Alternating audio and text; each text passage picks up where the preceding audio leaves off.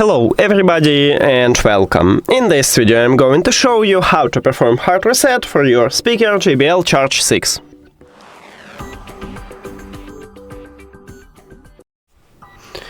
And to perform a hard reset, right here at the top we need to use play or pause button and volume up.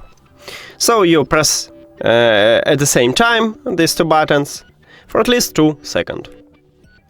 And now your speaker will turn off. Cool. After that we need to remove it from the phone. So go to the settings, then Bluetooth for connected devices, and right here click the information icon or settings icon if you have Android. Forget the device and forget device. After that, if you have Android, click pair new device and press one time at the power button to turn on your speaker. After a hard reset, it enters to prank mode automatically, and we can see that the device list, so you need to just tap on it. And we did it! Thank you for watching this video. If you found it helpful, please consider subscribing to channel and leave the like on the video. See you later!